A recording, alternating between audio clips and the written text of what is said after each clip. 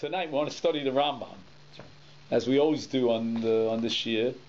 But tonight we'll look at the Rambam regarding Ger Toshav. Let's just explain that there are three categories relating to a non-Jew, three terms that define.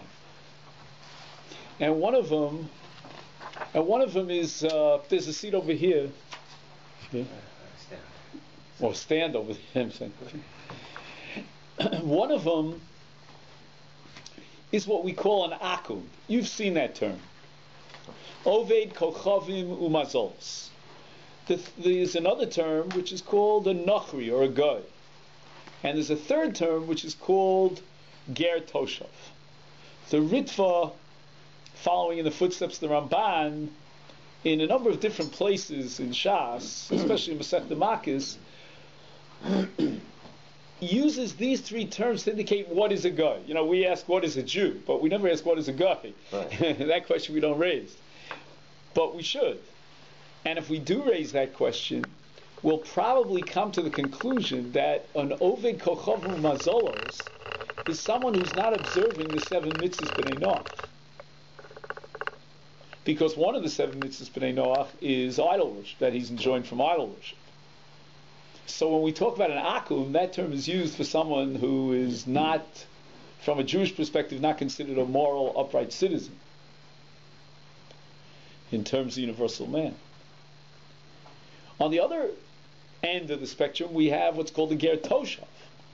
A ger toshav is someone, although he's not part of the Jewish people, he's not a ger tzedek, he hasn't fully accepted the 613 mitzvahs, but yet he has accepted the 7 mitzvahs of Bnei Noach.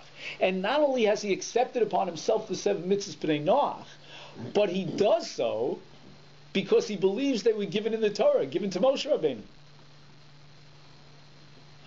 The halacha, and the Rambam brings it down, describes a process by which a guy becomes a ger toshav. He comes in front of a beis din, not in the classical case of a ger tzedek to accept 613, but to accept how many mitzvahs? 7. But he does so as a formal process in front of a beis din. And he says, I hereby declare an absolute commitment, I accept upon myself the 7 mitzvahs b'nei Noach, because they were given by HaKadosh Baruch Hu to Moshe at Har Sinai. That declaration gives him the status of ger toshav, and as we'll soon see, he gets certain rights and privileges within the Jewish fold, within the Jewish community, as a result of his new status as a ger toshav. In between the two extremes, not an akum and not a ger toshav, we have a guy. We can call him stam. Stam meaning he's not defined to one extreme or the other. His status is something that we want to study tonight by going through a number of Rambams, but the description of this person would be that he observes the 7 mitzvahs b'nei Noach, but without a formal commitment. There was no Kabbalah's gerus, not in front of a beis din and nowhere else. He may feel that they're rational, they make sense, he may observe them without violating them simply because that's what he does in life, without a formal intellectual pronouncement, declaration of gerus. And his status is in between. He's neither an akum in the negative sense, he's not a chote, nor is he what? Nor is he a ger toshav. He hasn't accepted his Zayin mitzvahs b'nei Noach as a Kabbalah b'fnei beis din. I don't understand. You said he's not a toshav, but he is a ger toshav. I don't get it. The middle case is someone who observes the 7 mitzvahs b'nei Noach without the formal acceptance of those mitzvahs because they were given to Moshe Rabbeinu. He observes the mitzvahs of Ben Noach simply because that's what he does. He's moral, he believes that makes sense, he doesn't like Avram and Achai, whatever it might be, but he's not interested in Torah's Moshe Rabbeinu. Not even as far as the Zion mitzvahs b'nei Noach. Tonight we're talking about the fellow that comes before beis din. That's who we're talking about tonight? What we're going to see is that there, even with regard to the person who doesn't come before beis din, he still may have certain partial status as what? as a ger toshav. But again, I don't want to let the cat out of the bag, because although the title for tonight is ger toshav, the page is ger toshav. Okay, we're going to see I just want to make sure that the concept of ger toshav is, in the Rambam's frame of reference, is a little bit different than what I presented you to. The presentation I've given up until this point is based on the Ritva, following in the footsteps of the Ramban. But our class is on the Rambam, so we wanted to get to know what the Rambam says. So let's take a look, first of all, at two psukim in the Torah.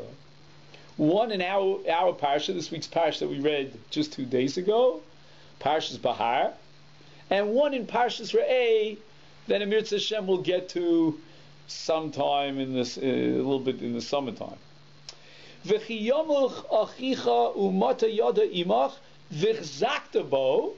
So we're talking about a Jew, a full-fledged Jew, who is financially wobbling. His situation is, is somewhat tenuous, and we have to strengthen him. We have to, if you will, catch him before he falls. And then the Torah says, ger v'toshav v'chei imach. A ger who's a toshav, or a ger kama a toshav, and we'll see how to read this pasuk later on, is in two different categories of one. V'chei imach, see to it that he lives with you, meaning support him. Okay, so here's the concept of a toshav. The first part of the pasuk refers to a full-fledged Jew, and the latter part of the pasuk, ger v'toshav v'chei imach, is referring to a ger toshav. In Parshas Re'eh, in Dvarim Perek Yud Daled, which you'll see as the second source on your page, the Torah is talking about what to do with a nevela. That means an animal that died without shechita. Well, what would you say we do with a nevela? Do we have to burn it? Do we have to destroy it? Throw it in compost? What do we have to do with it? Give it to a guy. Why? Maybe it's also b'hana. So we have Isurei Hana. For example, chelev and dam and klaya kerem and basa b'chalav. All these are Isurei Hana. We have to destroy them. But nevela is mutar b'hana, and therefore, as you say very well, Michael, we give it to a guy. But look, which guy do we give it to?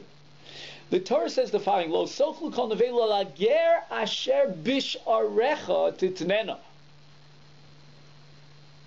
Interesting. We're talking about a ger who dwells in your land, in your midst, within your gates. If we're talking about a full-fledged ger tzedek, a Jew who accepted upon himself all of Taryag mitzvahs in a bezdin with all the process of gers, then the Torah would not allow us to give him nevela. So obviously we can't be talking about a full-fledged Jew, and yet the Torah used the word ger. So what non-Jewish person could be described by the appellation ger? Only a ger toshav. And yet the Torah went out of its way to tell us that we can feed him. Why? Because he's living amongst us. If he needs food, share it with him. V'yachlan, let him enjoy it.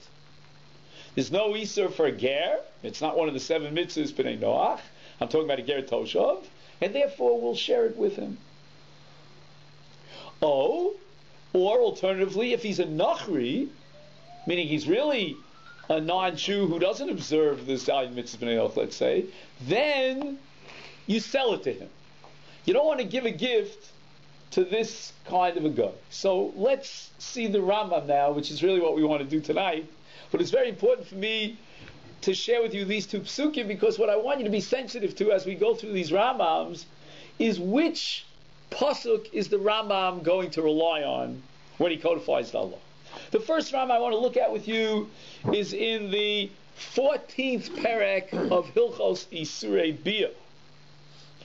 The Rambam in the previous part of this perek, before we get to the end of the perek, or the middle of the perek, I should say, halacha zayin, halacha ches, has addressed the issue of a ger toshav. Earlier, he speaks in the earlier chapters about a full-fledged ger.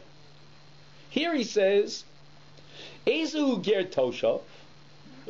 How do you define a ger toshav? Who qualifies under that category? Ze akum, Shekibel olav shelo yavod kochavim umazolos. He accepted upon himself to abstain from idol worship. Im shar ha-mitzvos shenitztavu b'nei Noach. Not only that, he accepted the other 6 mitzvos that were incumbent upon b'nei Noach. V'lo mal v'lo tova. But yet, he's not willing to undergo what? Mila and tefillah, which means what in a word? Gerus, full-fledged gerus. Harezim ekablim oso. We will accept him because he has declared that he wants to abstain from the 7 mitzvahs b'nei Noach. V'hu mechasidei umos ha'olam. And he's one of the pious people of the nations. V'lama nikra shmo toshav. Why does the Torah refer him to a ger toshav? Lefisha mutar lanu lo shivo beinenu be'eretz Yisrael. The Torah says lo tichonem. We're not meant to invite the goyim to live in a permanent way in the land of Israel. The land of Israel was given to the Jewish people. But who are we allowed to invite? Amongst the goyim, correct, the ger toshav. Kimoshe bi'arnu behilchos akum. As we've explained in the laws of Avodas Kochavim. So you can bet your bottom dollar that we're going to have to open up Hilchos Avodas Kochavim to figure out which guy are we enjoined from selling land to or granting a dwelling place, a domicile in Israel, and which guy is considered a ger toshav and we're allowed to invite him into Eretz Yisrael. And I'm almost tempted at this point in our discussion, at this juncture, to jump to Hilchos Avodas Kochavim Umazolos in order to get an answer to this question. But, of course, the Rambam has already told us, Kimoshe bi'arnu b'Hilchos Avodas Kochavim. It's like a footnote on that the Rambam is sending you elsewhere. But before I do that, I'm going to read with you Halacha Ches. Because usually when we read 2 halachas, we get a broader picture of what's going on. So the Rambam says the following in Halacha Ches: V'ein mekablim ger toshav ela bizman shayovel noheg havel bizman hazafilu kibel olav kol Torah kula. Even if he accepts upon himself the entire Torah, ein mekablim also. The Rambam says, and maybe we'll get to look into some of the sources of the Rambam, but we'll accept it right now as a premise, as a working operative premise, that we cannot accept a ger toshav except during the period of time that Yovel was noheg. Now, does anybody know what periods in Jewish history Yovel was noheg? Yes. Go ahead, Yechiel. What do you say? Yovel was when the Beis Midrash stood, and that means not in the 70 years in between. And then there's a Shiloh when the 2.5 tribes are exiled, whether we had Yovel during that period. I think I heard that on a shirt from somebody this year. Right. Okay, good. So, one thing is clear. With regard to Yovel, we need what's called Yosheveh Aleha. In other words, when the Jewish people settle the land and they live therein, then and only then is the mitzvah of Yohel Noheges. So, for example, between Bais Rishon and Bais Sheni, there was 70-year period of Golus, no Yovel. After the second Bais was destroyed, no Yovel. Even during the 14 years of Kibush V'chiluk, when Yoshua entered into the land and conquered and divided it, no Yovel. Because the settlement of Israel has not yet been clinched. Now, Yechiel is mentioning an issue, which is a gigantic issue in Hilchos Yovel. At the period at the end of Bayis Rishon, not all the Jewish people were living in Eretz Yisrael. 2.5 Shvatim had already been thrown out of Eivra Yarden. That's Gad, that's Menashe and Gad, Reuven, Gad, and Chatzi Shevet Menashe. They were exiled by Sancheriv. And yet the Rambam seems to indicate that there was Yovel even during that period. But that's for a different sheet. Be that as it may, the halacha of ger toshav, says the Rambam, the formal acceptance in front of a bezdin of a non-Jew of the 7 mitzvahs b'nei Noach, because they were given by Moshe at Har Sinai, that process is contingent upon what, says the Rambam? Upon Yovel. Bizman hazeh, we don't have Yovel. Unfortunately. Hopefully we'll have it soon. We don't have, therefore, the possibility of creating a ger toshav. And that's the picture I get. No, so let me turn back to my original question. Can I invite a non-Jew to live in Eretz Yisrael? You know, this is a very hot topic these days. Selling property to Arabs in Israel. So first, let's talk about two simple questions about which there can be no answer. No question about the answer. Number one, supposing this guy is an idol worshiper, or he's a murderer, or he violates any of the other six mitzvahs b'nei Noach. What would you say about him? Can't let him live in Eretz Yisrael. He's a bad influence, we'll call him. Okay? Now let's take the other extreme. What about a Ger Toshav at the time of Yovel? He came in front of a Beis Din, formally accepted the Zion mitzvahs b'nei Noach because they were given to Moshe at Har Sinai. He's a Ger Toshav, says the Rambam, in Perek Yudal Milchas Akum. We're allowed to invite him to live amongst us in Eretz Yisrael. Then we have the gray area in between these two extremes. And what's that? That's the case of a guy, not an Akum. You remember we discussed before the Ritva and the Ramban. He does not violate any of the Zion mitzvahs b'nei Noach. He's an upstanding citizen according to the halachas that we have, but not for the right reasons. He hasn't accepted it formally. What's his status? Can we invite him in to live in Eretz Yisrael? The Rambam says that today we don't have a Ger Toshav. Because in order to have a Ger Toshav, what do we need? Yovel. No? So today we can't invite any guy to live in Eretz Yisrael. That would be the impression I would get. Until I take a look at another Rambam, because you remember that the Rambam in Hilchos Avodas Kochavim is meant to shed a light on what the Rambam wrote in Hilchos Isurei Bia. The Rambam himself tells you, check me out in Hilchos Avodas Kochavim. So that's exactly what we want to do.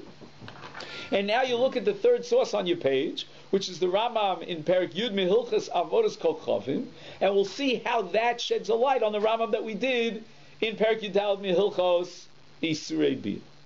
Says the Rambam, Ein kol advarim elu amurim el bizman shegolu Yisrael lebein hovdei kochavim o sheyad akum tkifa al Yisrael. We can't prevent the goyim from living wherever they want to live because we don't have any sovereign control over Eretz Yisrael. Avol bizman, but in a period of Jewish history. Sheyad Yisrael T'keif Aleim, we have the sovereign upper rule. Asar lanu laniach ovdei kocham beinenu. We cannot invite the idol worshipping goyim to live amongst us in Israel. Va'afilu Yoshev Yeshiva Saroy. What about renting? Maybe he's in transit, he's moving, he's not permanent. Over Makom Makom B'schora, maybe he's a businessman. No. Elo ad sheyikabel olav sheva mitzvos shenitztavu b'nei Noach. Says the Rambam, we need him to become what? A Ger Toshav. Then we're going to allow him to live in Eretz Yisrael. How does he become a Ger Toshav? The Rambam says he accepts upon himself the 7 mitzvahs b'nei Noach. And im kibel all of Zion mitzvahs hareza Ger Toshav. And then the Rambam adds, v'ein mekablim Ger Toshav el bizman shayovel noeg, aval shelo bizman hayovel ein mekablim el gerei tzedek bilvad. Let's look at the second comment of the Ravid. You'll notice on your page 2 comments of the Ravid. We're going to look at the second. Aval shelo bizman hayovel ein mekablim el ger tzedek bilvad, Omar Avram Eini Mashvelo B'Yeshiva Haaretz. I agree with the Rambam.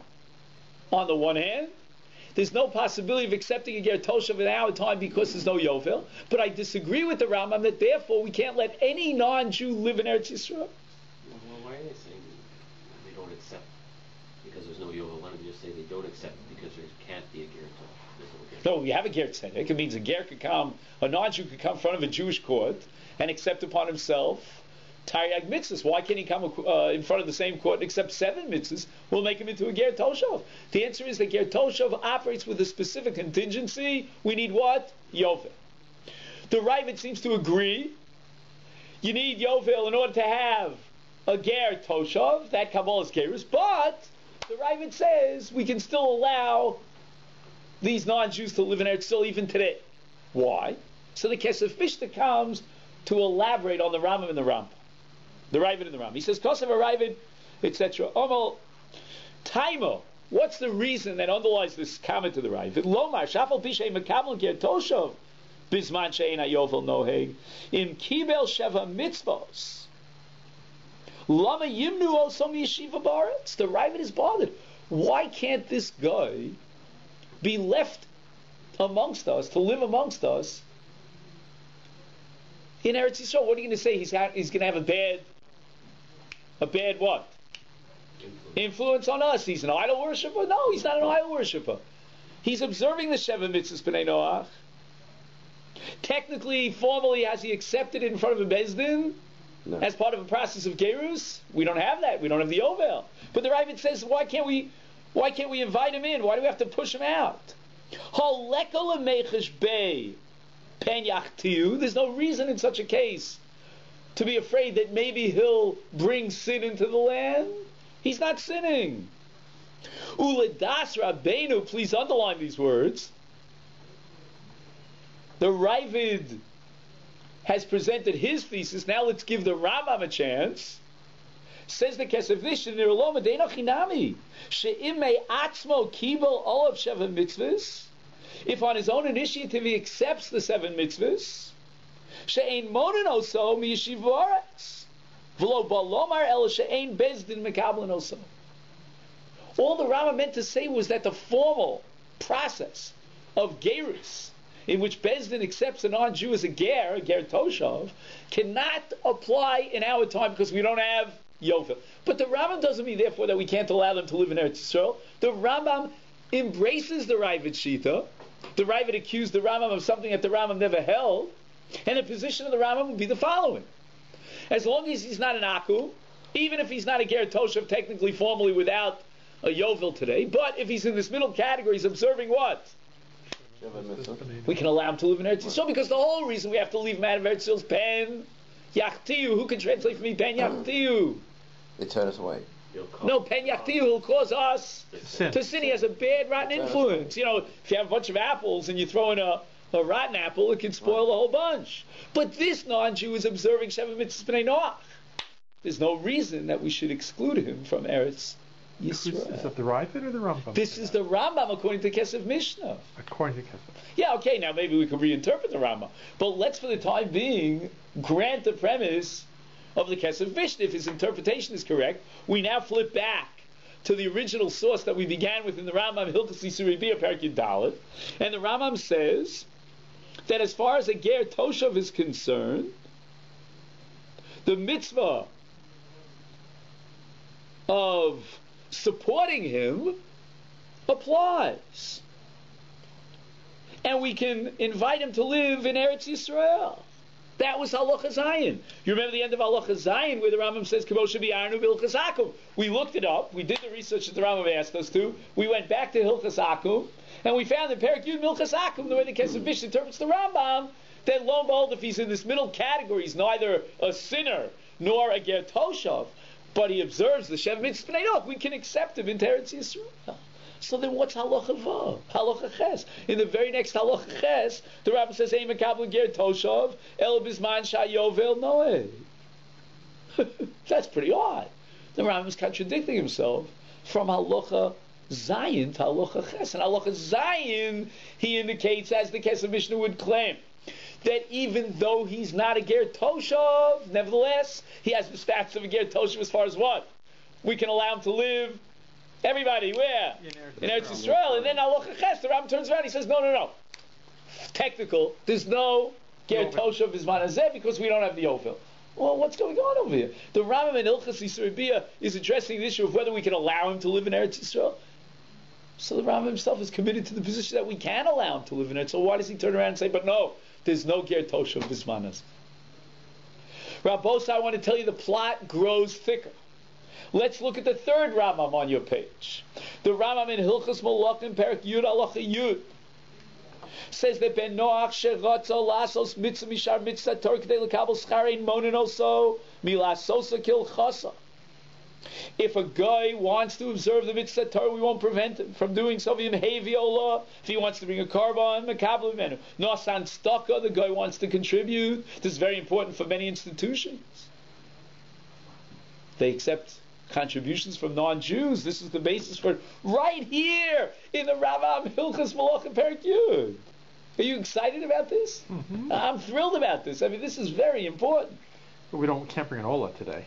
Okay, we'll let them bring an Ola when the Mikdash is built, but right now, we got to know whether we can accept that staka. But for Yirali, the Rambam says, Shenosino Solania Yisrael. We should try as best as we can to channel this charity that we're accepting, the tzedakah from a non-Jew, to Jewish causes. A lot of people take these gifts, and who knows what they do with them. But that's not the way the Rambam sees it. Then the Rambam says, "V'hoil v'u nizon v'Yisrael mitzvah aleihem lachyoso." Since we support him, we can use his funds to support our poor people. So a non-Jew gives money to a Jewish organization, we can use that money, funnel it and channel it towards Aniyei Yisrael. Aval ha'akum shenosan staka. What about a non-observant akum? What does I mean, a non-observant akum? Doesn't observe the Shepa mitzvahs. For example, what would be the most extreme case? Kishma, akum. What does akum mean? He observes. He worships. No, he doesn't observe, meaning he worships what? Idols. The Rambam says,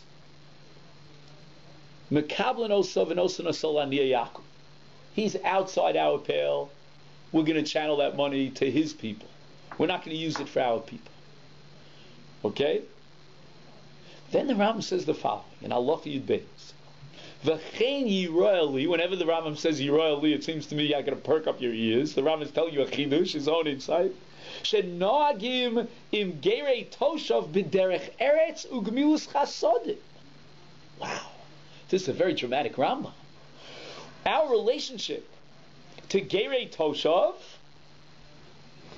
is going to be with derech eretz, with a sense of concern. Gemilus chasodim. What's gemilus chasodim, my friends? We can extend a helping hand. Rabbosai, is this a chiddush to you? That the Rambam holds that ger toshav is within the perspective, within the how should I say, the club of those to whom we grant gemilus chasodim. And then the Rambam adds another word, Ki Yisrael. Please underline that word, Ki Yisrael. We treat them, as far as Chesed is concerned, Ki Yisrael. Sharei anu mitzuvim lahachyosan. Our relationship to Gerei Toshav is that we are commanded to give them life, to sustain them. Shenemar lager asher b'sharecha titnena v'yachla. Okay, now I'm giving out gifts. Who can tell me where that pasuk is? Lager asher b'sharecha titnena. We just read it up above. Correct, in Parshas Re'eh. It's not the Parsha in Bahar that we read 2 days ago. You got both at the top of the page here. Okay, good. Now, by the way, I want to ask you a question here. We know that when we read the Rambam is addressing our halacha bizman hazeh, as it applies practically, and we can implement it in our time. Right. Unless the Rambam tells us otherwise, and he qualifies. Or something. He doesn't qualify it here. So what's the impression, halacha l'maisa, according to the Rambam, with regard to goy? Do we support them?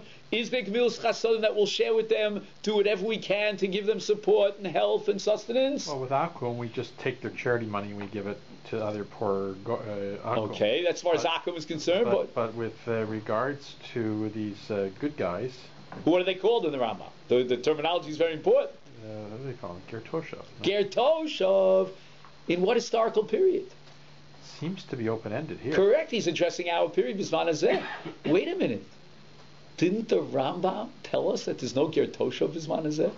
Not quite. But Not quite. It seemed Okay, good. You feel. I want you to hold on to this question because I know that you're going to figure out the answer. But first, I want to see one more Rambam. The Rambam in Hilchos Chiyuv Matana Per Gimel, Asur LiYisrael Litain Li'akum Matnas Chinam. You're not allowed to grant gifts to idol worshippers. Aval no sein hu leger toshav, but you're allowed to give a gift to a ger toshav. Shenemar lager asher b'sharechet titnena v'yachla. Where is that parsha again? We just saw it earlier in the Rambam in Perek Yud Milchus Malachim. It's in Parshas Re'eh. But then look at the end of this Rambam. He says, "Aval leger toshav be'im v'chir be'im v'nesinu v'nei shaka mitzuva lach yoso." All of a sudden the Rambam says, not just that you're allowed to give him a gift, if need be, but that you're obligated actively to see to it that he lives. Shenemar, ger v'toshav v'cheimach. Wait a minute, where is this pasuk, my friends? In Parshas? That's in Bahar. Bahar. Why did the Rambam in Hilchos Malachim, Perek Yud, Halacha Yud Beis, quote the pasuk? In Parshas Re'eh, like Ger Asher B'Sharechet Titnena. And not only that, here in Hilchos Chiyuv Matana Per Gimel, he quotes the pasuk in Re'eh, but then he's compelled to add another pasuk, namely he quotes Parshas Bahar, Ger V'Toshav V'Cheimach. Very strange. The Ram seems to be operating with two different sources, and why? So if you take a look in the Ramban in Sefer HaMitzvos, Mitzvah Sasei Tezayin, this is the list of the enumeration of mitzvahs which the Ramban accuses the Rambam of having omitted from his counting in the Sefer Mitzvah Tayad. Lahachios ger toshav, lahatzil lo mira'aso, save him from any impending doom. Shivaya tovea bin nahar, you see a non-Jew who's drowning. Oh, nafal of a gal, or he got a debris fell on him and he's buried under the debris. Like we see today in all these cases of tsunamis and all these terrible tragedies and catastrophes. Shebekol kochenu nitrach lat batzalah, so we should do whatever we can to save him. You know, this is no gear to all sorts of hatzalah groups today. Or in New York they have something called chaverim. I don't know, they have it here in Toronto too. Chaverim, these are people who you can call on any time of day and night, and they'll send someone to bail you out. So what about non-Jews? And if he's deathly ill, we have to take care of him. We have to bring him back to good health. And how much more so in the case of a Jew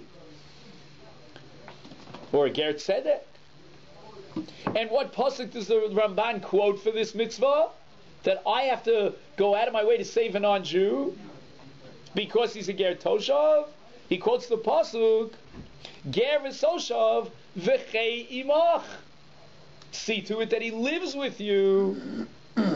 Why didn't the Ramban quote the pasuk like ger asher b'sharechet titnena from Parshas Re'eh? Instead he quotes Parshas Bahar. But my friends, let's take a very careful look at this Ramban. I'm going to give you a choice decision here. You'll have to make the right choice for me. What mitzvah is the Ramban deriving from the pasuk v'chei imach, ger v'soshav v'chei imach? Is it A or B? Is it A, the mitzvah to support him, to consider him like a Jew, to give him chesed, to go out of your way and bestow upon him gifts?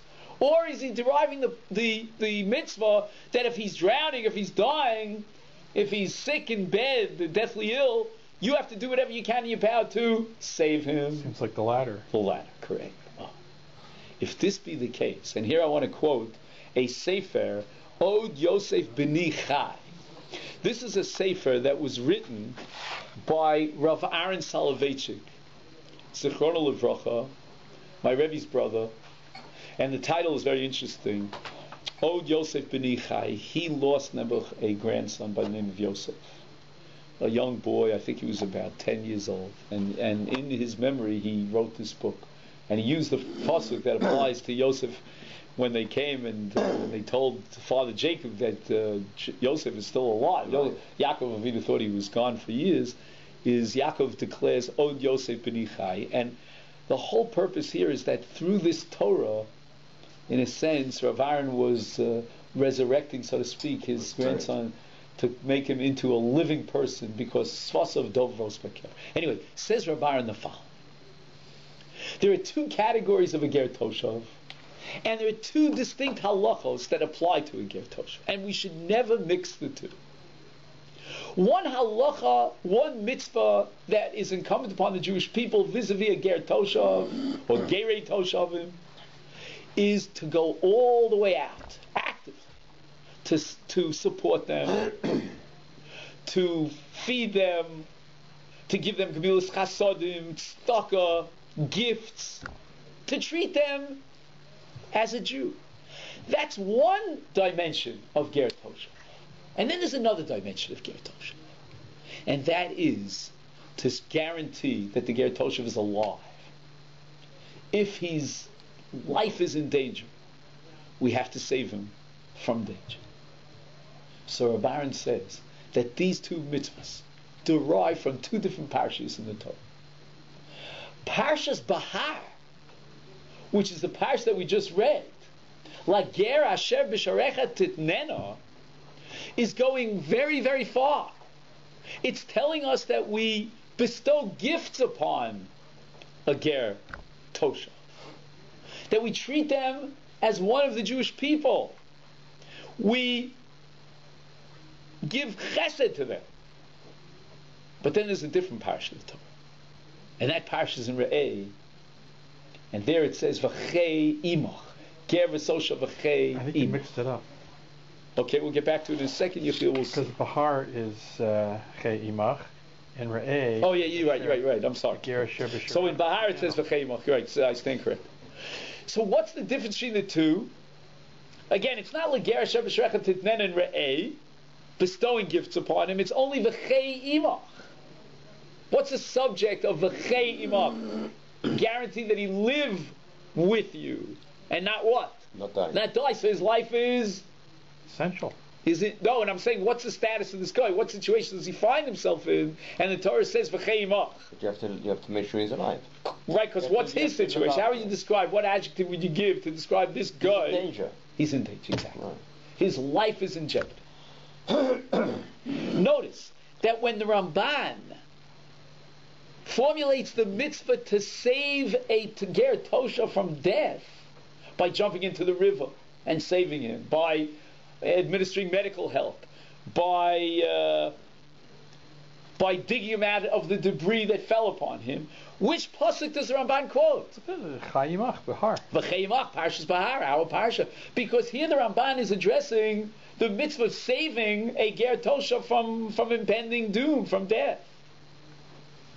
But the Rambam, if you go back to the Rambam, when he speaks about mitzvah aleim lach yoso, which is the Rambam in Hilchos Malachim, Perek Yud Halacha Yud Beis, the Rambam says, Yiroli shenoa giving gerei toshav b'derech eretz ugmilus chasodim ki Yisrael. The Rambam is talking about an entirely different mitzvah, not saving him from impending death, but rather what? Bestowing chesed upon him, considering him as a Yisrael. Look at that word that I asked you to underline before, ki Yisrael. And which pasuk does the Rambam quote now? Not the same pasuk as the Ramban, V'chei imach, but rather the pasuk in Parshas Re'eh, says the Rambam, Shenemar la ger asher b'shrecha titnena.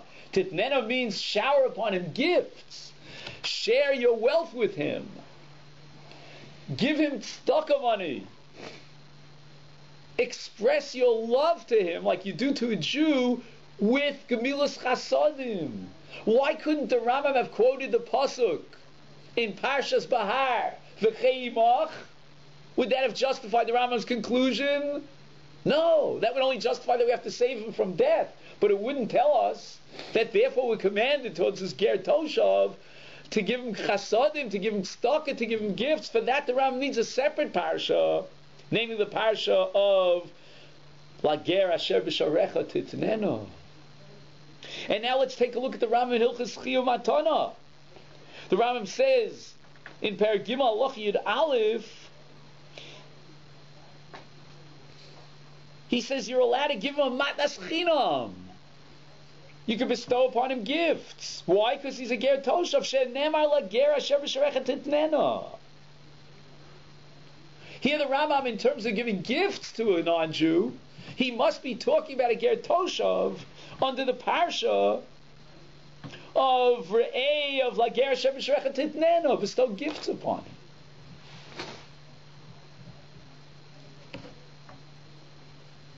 If this be the case, then maybe we can reconcile the contradiction in the Rambam that we began with.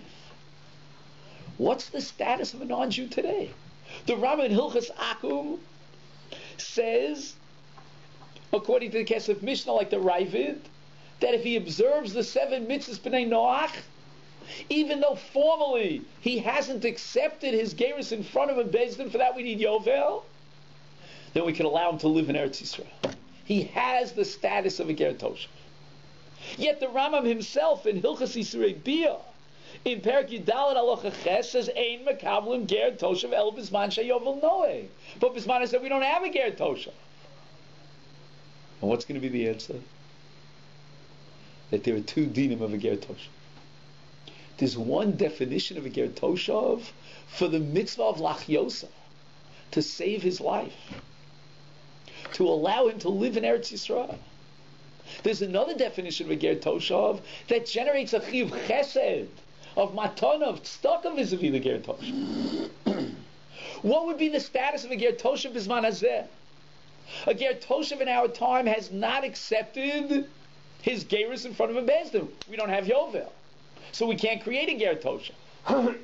Therefore, the mitzvah of chesed and tzedakah, the mitzvah of treating him as a Jew, could not apply. In other words, the parsha that we saw in Re'eh, Lager Asher B'Sharecha Titnena, bestow gifts upon him, that, says the Rambam, is contingent upon the full-fledged Chalus Shem Ger Toshav, which is contingent upon Yovel. However, there's another parsha of Ger Toshav that generates its own mitzvah, and that's the parsha Bahar of a Chei Imach Ger V'Toshav. Here the definition of a Ger Toshav is the same identical definition as the one which the Rambam applies to the question of allowing the non-Jew to live amongst the Jewish people in Israel. Says the Kesef Mishnah, if he's not a Machti, if he observes the 7 mitzvahs b'nei Noach, and there's no influence, there's no negative influence on the rest of the Jewish people in the land, we can let him live in the land, we can invite him to join us. He's a ger toshav. He's not a ger toshav. Technically, there was no Kabbalah b'fnei Beis Din because we don't have Yovel. The answer is, that's not the mitzvah that we're talking about. The mitzvah that we're talking about of lachyosa v'chei imach only requires the basic definition of a ger toshav, means that he abstains from violating any of the Zion mitzvahs b'nei Noah. So therefore, all the questions about selling land to non-Jews today, according to this presentation of Rabbi Aaron, will depend upon whether we assume that these non-Jews that we're selling land to are observing the Zion mitzvahs. Take, for example, the issue of Christianity.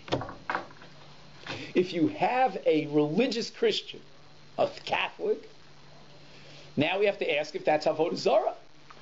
You know, the Trinity and all this, if we come to the conclusion that's Avodah Zarah, then he has a din of an akum.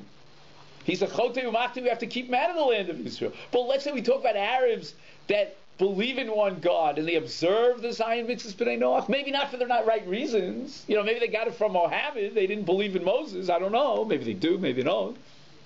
But then according to this presentation, the Isur of inviting them to live in Eretz would not apply. And now let's ask a different question. What do we do with monies that are dedicated to Jewish causes by non-Jews? What do we do with that? Can we use it for Jewish causes? Or should we dedicate it to non-Jewish causes? And the answer is, it depends what kind of go you're talking about. If you talk about an akum, what's an akum? Hold on a second, we're talking about what we're supposed to do to the goy, and now you're saying what we're... Okay, so again, let's go through 2 paragraphs. First of all, Michael, the question of what we're supposed to do to the goy. Right. Are we supposed to save him, or are we supposed to bestow upon him all the goods and share our wealth with him and do a chesed? He calls you up in the middle of the night. He has a flat tire. He's out on 401 and so forth. So he can come out and help. Depends which parsha we're going to follow. Correct. So according to this, if you're talking about a non-Jew who worships idols, or he's a murderer, he's a thief, he's a no-goodnik, then neither of those two mitzvahs apply. If you're talking about a non-Jew during the time of Yovel, if we turn the clock back, and he said in front of a Bezdin, I hereby declare that I accept 7 mitzvahs, that not only would I save him from chas v'shalom death, I would even go out in the middle of the night to change his tire. I wouldn't even charge him for it. He's a full-fledged Ger Toshav. But what do we do with the Ger Toshav who's in the middle category?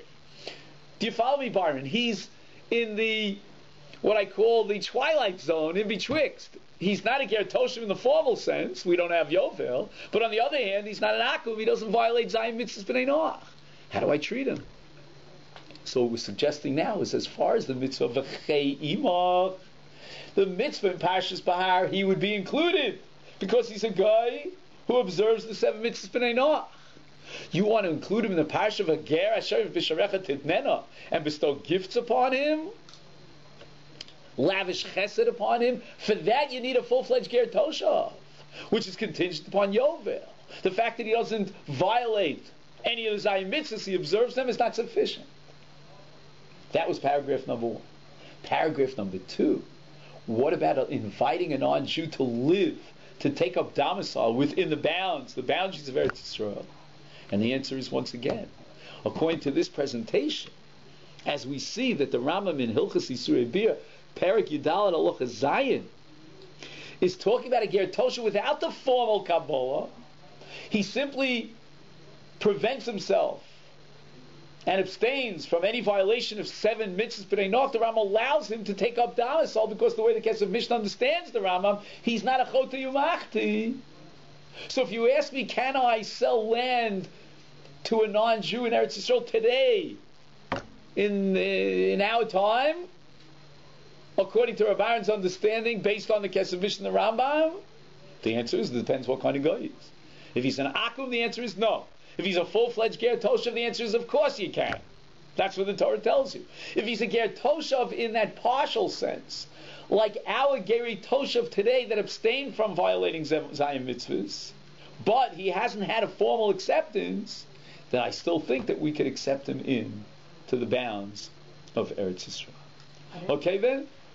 President, how does the accepting gifts from a non-Jew tie into, I guess? Yeah, because the Rambam says the following. Take a look in Hilchos Malachim, Perek Yud. It's the next to the last Rambam on the page. Mm-hmm. The Rambam says, with regard to gifts that are given by non-Jews, he says, Nosan stokim mekablim, and we do accept charity from a non-Jew, contributions from a non-Jew, but Yirah Li, says the Rambam, it seems to me, shenosan osal la'aniyah Yisrael. Why? Because Ho'il v'hu nizon mi Yisrael u'mitzvah aleihem lachyoso. Since we're commanded vis-a-vis this non-Jew to give him life, to sustain him and support him, then he reciprocally can give us life, and we can use and funnel his gifts for Jewish causes. Aval ha'aku, but if he's outside the pale of what? Of Zayin Mitzvahs B'nai Noach, meaning he is someone that we would not have to support. If we had monies to offer, we would not share them with him. Therefore, says the Rambam, if he gives us tzedakah, we're going to have to funnel this tzedakah money for aniyeh ha'akum. Aval ha'akum shenosan tzedakah mikablu mimenu v'nosen osol aniyeh ha'akum.